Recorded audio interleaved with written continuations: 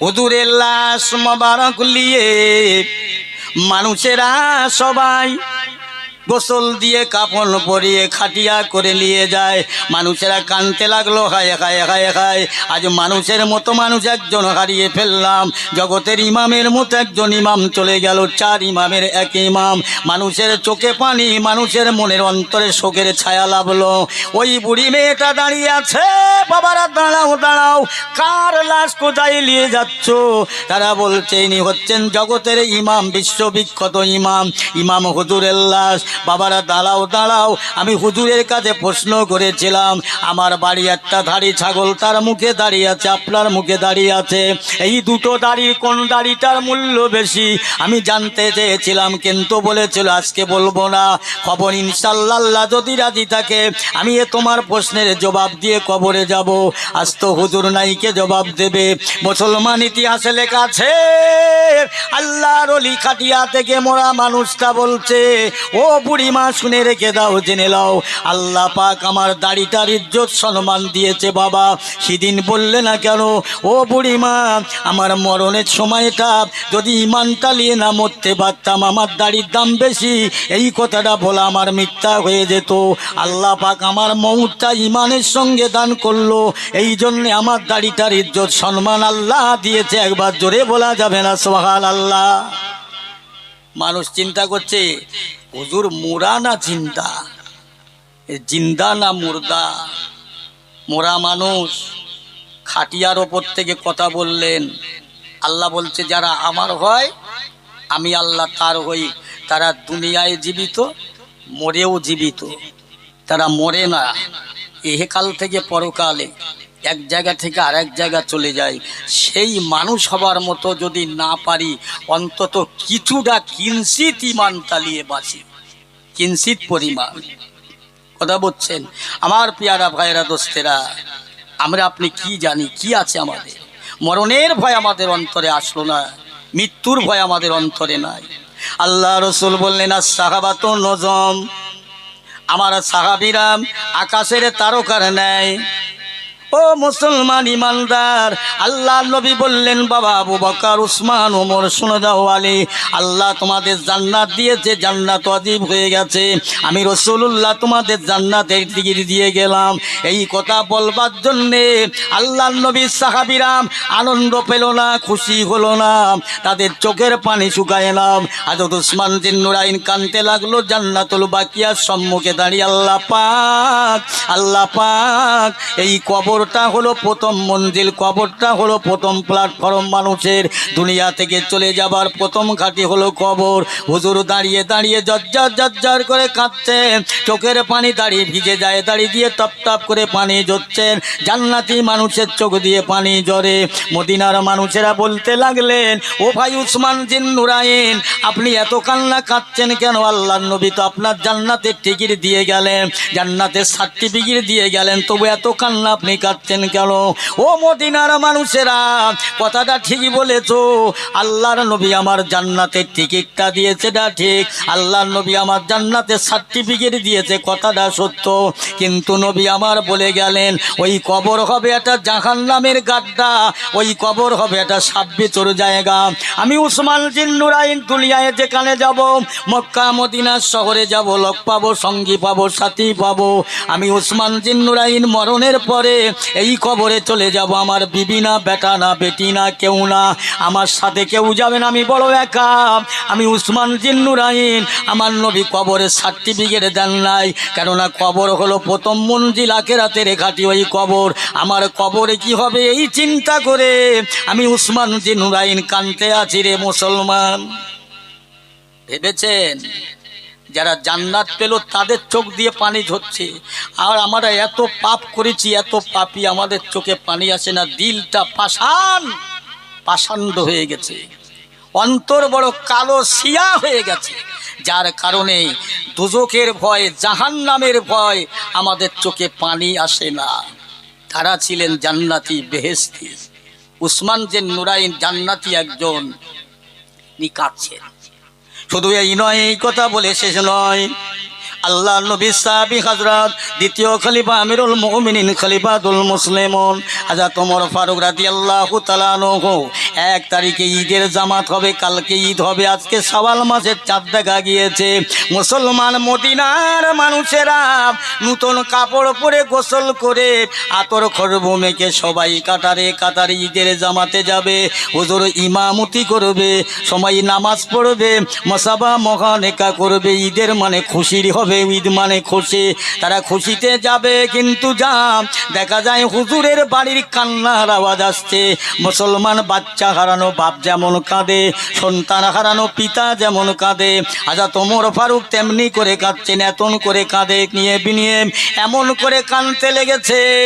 আল্লাহর নবী সাহাবীরা দাঁড়িয়ে যান, ও আমিরুল মুমিনিন খলিফাতুল মুসলিমুন, হুজুর আপনি এত কান্না কাঁদছেন কেন? আজ তো কাঁদবার কথা নয়, আজ তো কাঁদবার দিন নয়, আজ তো খুশির দিন, আনন্দের দিন।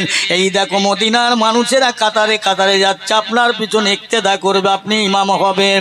হযরত ওমর বলছো মদিনার মানুষেরা যাও যাও, তোমরা চলে যাও, আনন্দ করতে পারো, খুশি করতে পারো।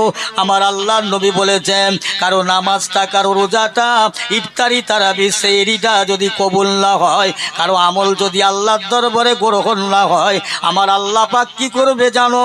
আসমান আর জমিন, জমিন আর আসমানের মধ্যস্থলে আল্লাহ ঝুলিয়ে রাখবে, ওইলে তার নামাজটা মুখে ছুঁড়ে মারা হবে। আমি ওমর চিন্তা করি আমার নামাজটা, আমার রোজাটা, আমার 1 মাসের তারাবি, 1 মাসের সেহরি আল্লাহ কবুল করলো কি করলো না?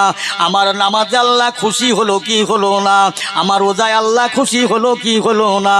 আমার আল্লাহ যদি খুশি না হয়, আমার আল্লাহ যদি রাজি না হয়, আমার আল্লাহ পাক ওইটা আসমান আর জমিনের মধ্যস্থলে লুটকা রেখে দেবে। ওইটা কিয়ামতের ময়দানে আমি ওমরের মুখে যদি ছুঁড়ে মারে, আমি ওমর সেদিন কোথায় যাব, কার কাছে যাব? এই ভয়েতে আমি ঘরের দরজা দিয়ে আমি কাঁদছি, যাতে করে আমার আল্লাহ পাক আমার উপর খুশি হয়। একবার জোরে বলা যাবে না সুবহানাল্লাহ? একটু জোরে বলতে পারেন না সুবহানাল্লাহ? দরুদ শরীফ আল্লাহুম্মা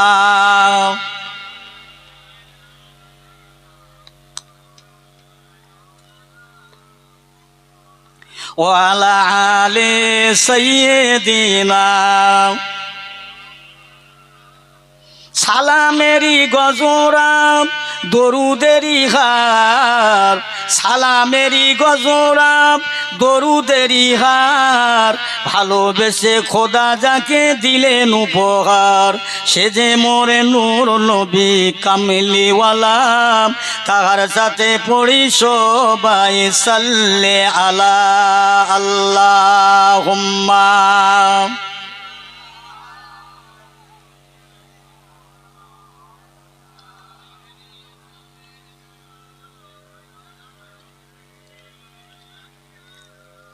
আমি যদি আরব হতাম মদিনার ওই পথ, আমি যদি আরব হতাম মদিনার ওই পথ, ওই পথে চলিতেন আমার নূর নবী হযরত। আল্লাহুম্মা, জোরে জোরে সাল্লে আলা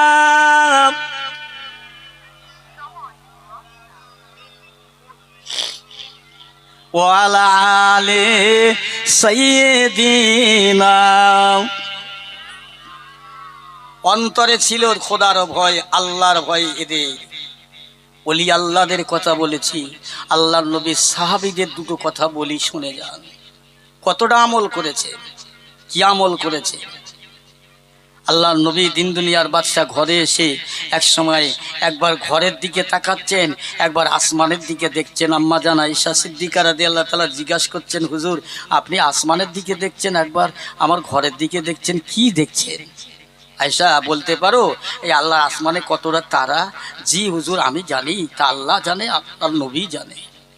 রসুল বলছেন, আয়েশা এই আল্লাহর আসমানে যত তারা দেখতে পাচ্ছ না, এই আল্লাহর আসমানে, তামাম বিশ্বের আসমানে যত তারকা, এই তারা পরিমাণ সওয়াব, তার নেকি আমার হযরত উমরে ফারুকের ইবাদতের বিনিময় আকাশের তারকা পরিমাণ নেকি হয়েছে। বলুন না সুবহানাল্লাহ।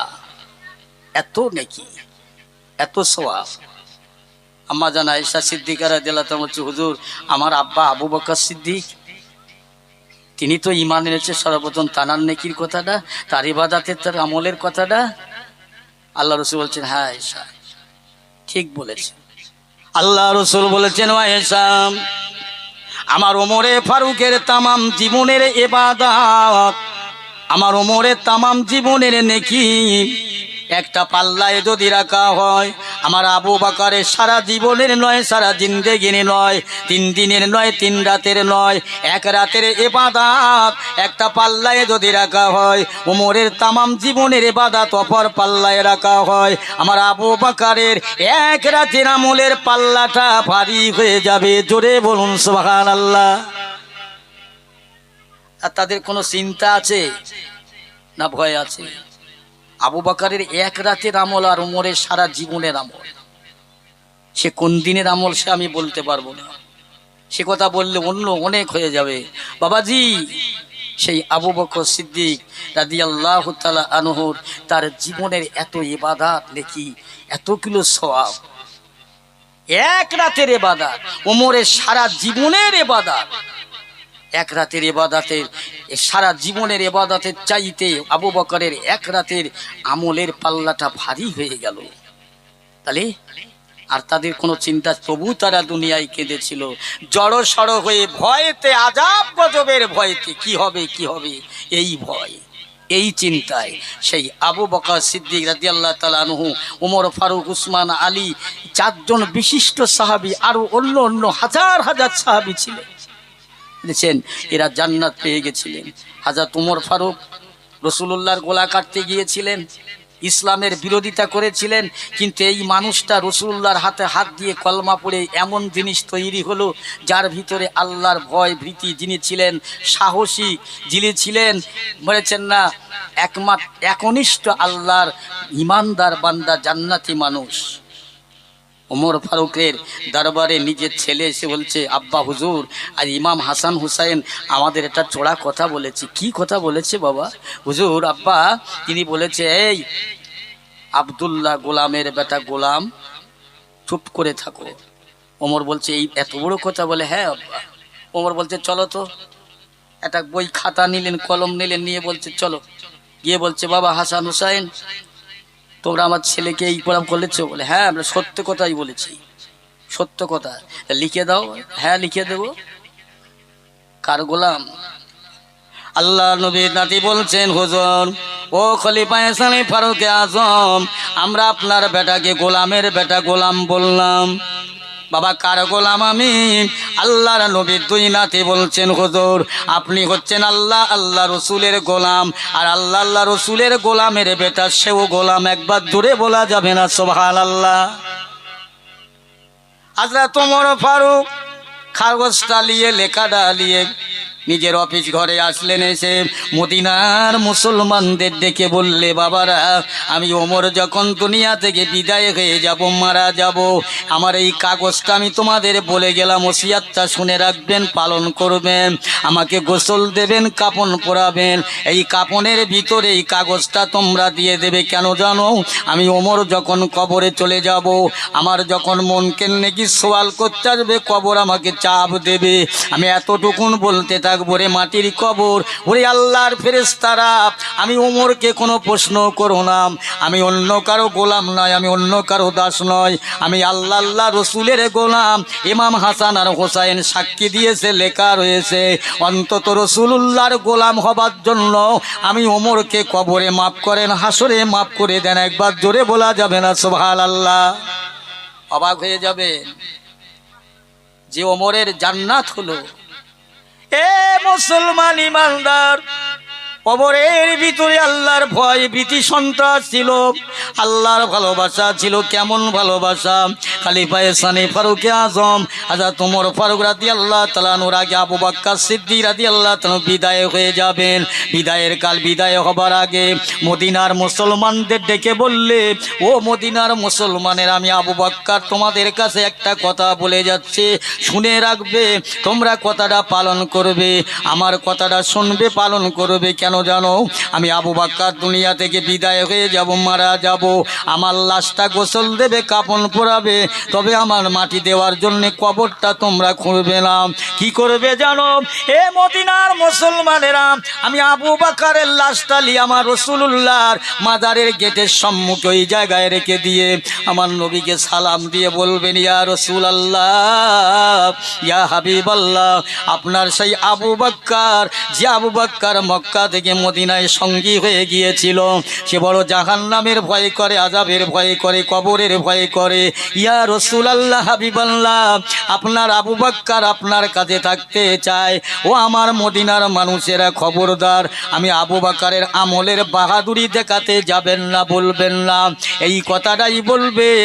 আল্লাহর নবীর গেটের দরজাটা যদি এমনি এমনি খুলে যায়, তবে না আমার ওর ভিতরে দাফন করবে, আর মাজারের গেটের দরজা যদি না খোলে, তোমরা আমরা জান্নাতুল বাকিয়াতে দাফন করবে। হযরত আবু বকর দুনিয়া থেকে বিদায়, গোসল দেওয়া হলো, কাফন পরানো হলো, জানাজা সমাপ্ত হয়ে গেল।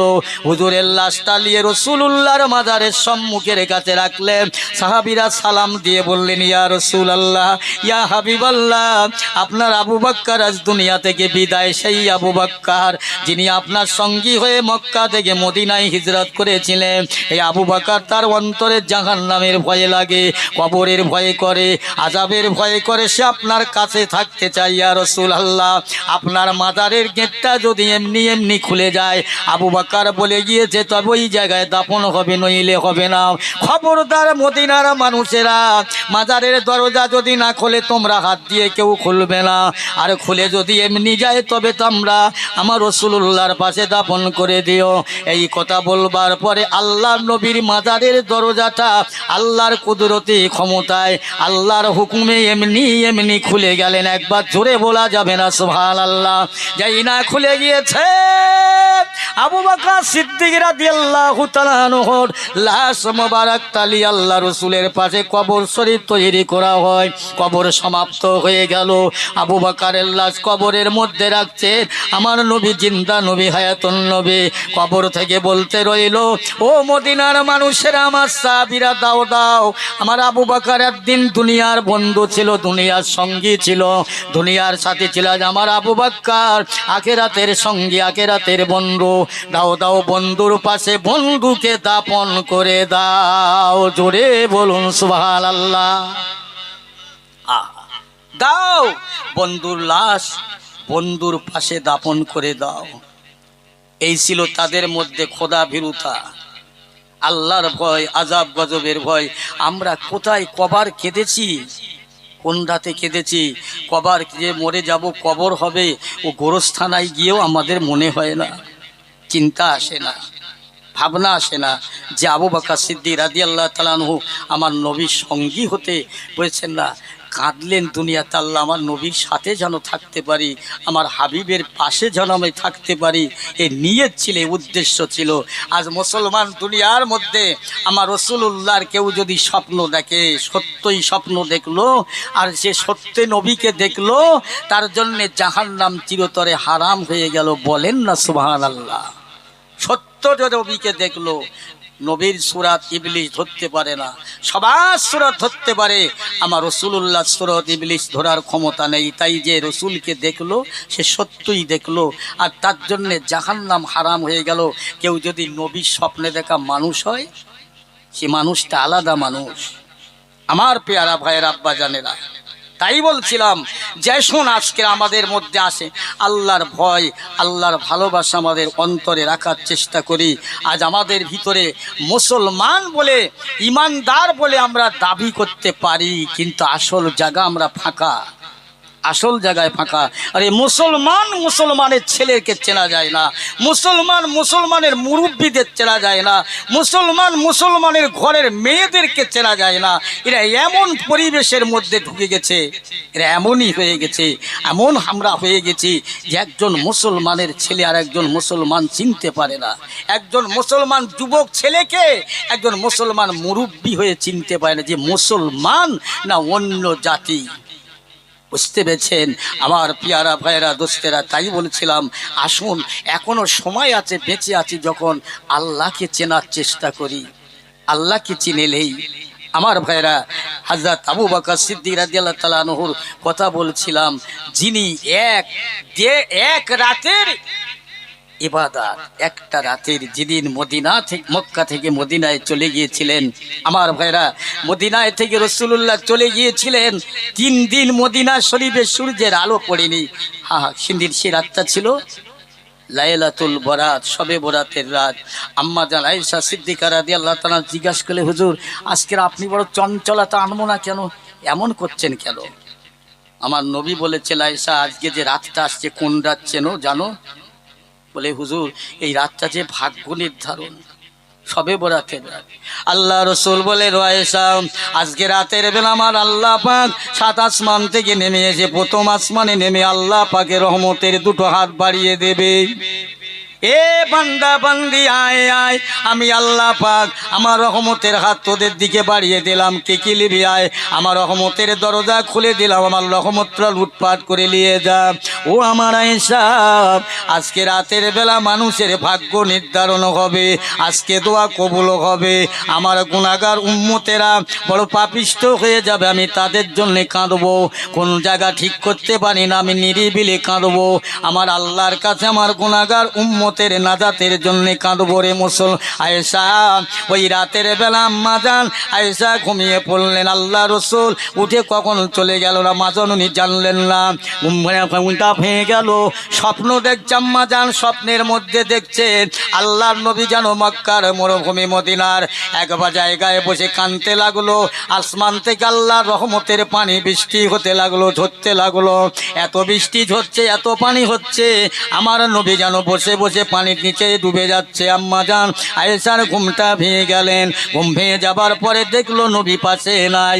আম্মা জান আয়েশা উঠে ওই রাতের অন্ধকারে ভিতরে বাইরে ঘরের 4 কোণে চারিদিকে ঘোরাফেরা করে, কোনো জায়গা আমার নবীকে পাওয়া যায় না, খুঁজে মিলছে না, কি করবে? জান্নাতুল বাকিয়া, জান্নাতুল মুআল্লা, একা মেয়ে ছেলে রাতের বেলা ঘুরতে লাগলো, কোথায় গেল আমার নবী? হয়তো আমি আয়েশা ঘুমাচ্ছিলাম, নবী আমার ডেকেছিল, ডাকে সাড়া দেয়নি, নবী কষ্ট পেয়ে চলে গিয়েছে।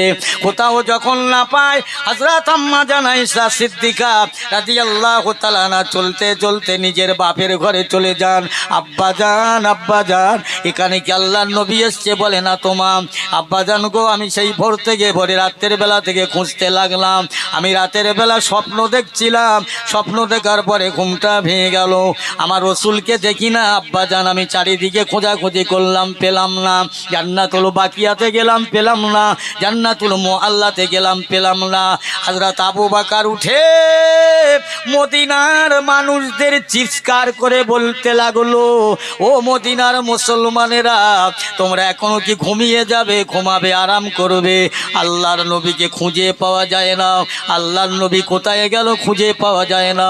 যে যা ঘুমাচ্ছিল শুনতে পেয়ে উঠলেন, নামতে গিয়ে পা লেগে গেল, যে যা কর্ম করছিল কাজে থেকে এমন করে যেন বিহুশ অজ্ঞান হয়ে গেল। কচি কচি বাচ্চারা মায়ের স্থানে দুধ পান করতে লাগলো না। মদিনায় আর সূর্যের আলো পড়ে না, আল্লাহর নবীকে খুঁজে পাওয়া যাচ্ছে না, কোথায় গেল, কোন দিকে গেল? সাহাবারা খুঁজতে লাগলো। আল্লাহ রসুলের সাহাবী হযরত আবু বকর সিদ্দিক রাদিয়াল্লাহু তাআলা আনহু বলতে লাগলেন, ও আমার ভাইয়েরা, একবার তোমরা মত বিনিময় করো, মত পোষণ করো, আল্লাহর নবী কোন দিকে যেতে পারে তোমরা মত দাও। ও বড় ভাই যান, আপনি জ্ঞানে বড়, বয়সে বড়, শিক্ষায় বড়, আমলে বড়, আপনি জানেন নবী কোথায় গেছে, আপনি যেদিকে যাবেন আমরা সেদিকে যাব। হযরত আবু বকর সিদ্দিক রাদিয়াল্লাহু তাআলা বললেন, চলো। আল্লাহর নবী কাঁদে, কিন্তু নিরিবিলি জায়গায়, নিরালা জায়গায় আল্লাহর নবীকে যদি খুঁজে পাওয়া যায়, এখান থেকে বহু দূরে যাব হেঁটে হেঁটে, একটা বাগান আছে, খাজুর বাগান, ওই খাজুর বাগানটায় এত খাজুর গাছ, জমাট বাঁধানো খাজুর গাছ, সেখানে একবার ফাঁক নাই, কেন মানুষ গলতে পারবে না, আমরা সেই জায়গা পর্যন্ত একটু পৌঁছে যাই। মুসলমান ইমানদার ভালো করে শুনে রেখে দাও, আমরা কার হবে যাব, কোথায় যাব, কে আমাদের আছে, কে জেনে রেখে দেবে। দেবেন। আল্লাহ আল্লাহ রসুল ছাড়া আমাদের কেউ নাই। দুনিয়ার কোনো মানুষ আমাদের বাঁচাতে পারবে না, দুনিয়ায় বাঁচাতে পারবে না, আখিরাতে কেউ জান্নাতে দিতে পারবে না, একমাত্র আল্লাহ আল্লাহ রসুল ছাড়া।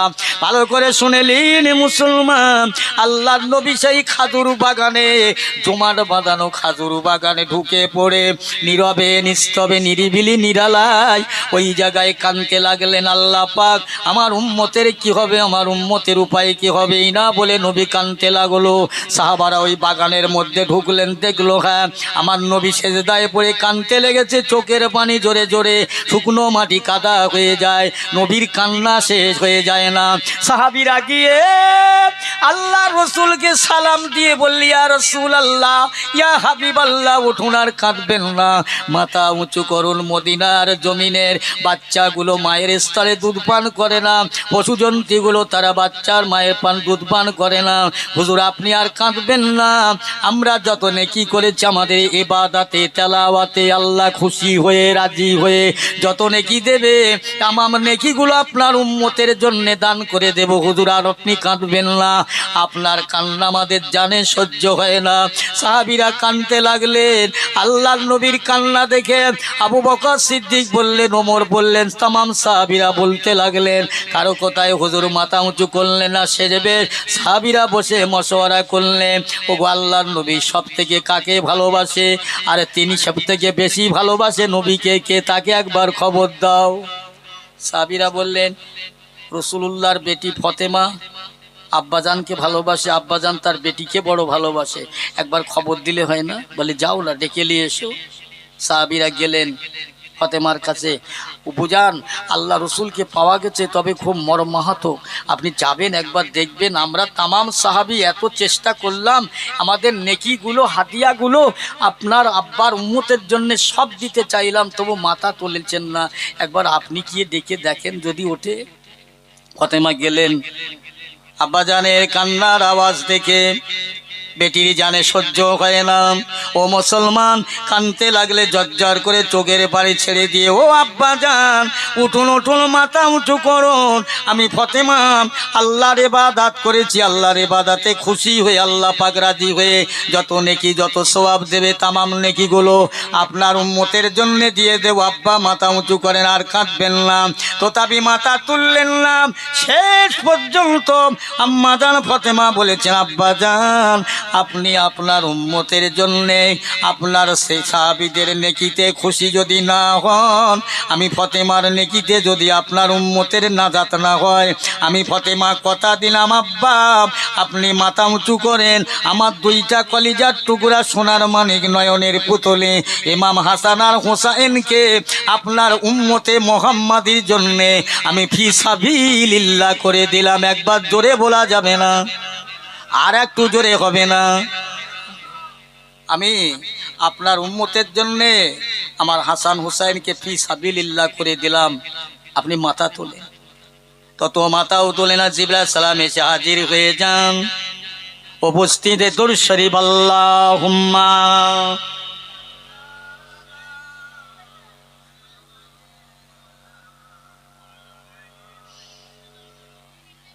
ওয়ালা আলি সাইয়্যিদিনা। সময় মনে হয় খুব শেষ হয়ে গেছে। দুনিয়ার এই হায়াত কিন্তু শেষ, তবে দুনিয়ার হায়াত না বাবু, এই স্টেজের হায়াত। একটা টাইম নির্দিষ্ট করে দেওয়া আছে, টাইম পর্যন্ত তার উপরে যাওয়া যাবে না। পরবর্তী বক্তা মাশাআল্লাহ এসে গিয়েছে, আসবে ইনশাল্লাহ। তিনি ওয়াজ নসিহত করে চলতে সংক্ষেপ করে দুটো কথা বলে যাই। আম্মাজান ফাতেমাতুজ জাহরা রাদিয়াল্লাহু তাআলা দুটো বাচ্চাকে আব্বাজানের উম্মতের জন্য ফি সাবিলিল্লাহ করে দিলেন। জিবরাইল আলাইহিস সালাম এসে বলছেন, হুজুর এখনো কাঁদবেন? আপনি এখনো কাঁদবেন? আর কাঁদবেন না, মাথা তুলুন। আপনার ফতেমা আপনার দুইটা নাতিকে আপনার উম্মতের জন্য যে বলেছে আমি আল্লাহ কবুল করেছেন, এখনো কাঁদবেন? আল্লাহ রসুল বলে, জিবরাইল এই কথাটা তুমি আল্লাহ পাকের খাতায় নোট করে নাও। এ জিবরাইল সালাম সই করে নাও, লিখে নাও। যাতে করে কাল কিয়ামতের ময়দানে মহামাঠে আমার উম্মতে মুহাম্মাদের জন্য একটা নাজাতের ফয়সালা হয়। আমার দুই নাতি ভাইকে সামনে রেখে আল্লাহর দরবারে গাঁদি করে আবদার করে বলতে পারবো, আল্লাহ পাক ইমাম হাসান আর হোসাইন আমার বেটি ফতেমা এই যে খাজুর বাগানে, জমাট বাঁধানো খাজুর বাগানে আমি কেঁদেছিলাম, আমার ফতেমা আমার কান্না সহ্য না করতে পেরে আজ তার দুইটা বাচ্চাকে আমার উম্মতের জন্যে জবান দিয়ে বলেছিল দান করলাম। আল্লাহ পাক এ আমার হাসান হোসাইন যে শহীদ হয়ে গেছে এদের ওসিলা করে আমার উম্মাতানিদেরকে মাফ করে দিন। একবার জোরে বলা যাবে না সুবহানাল্লাহ? আর একটু জোরে বলেন না সুবহানাল্লাহ।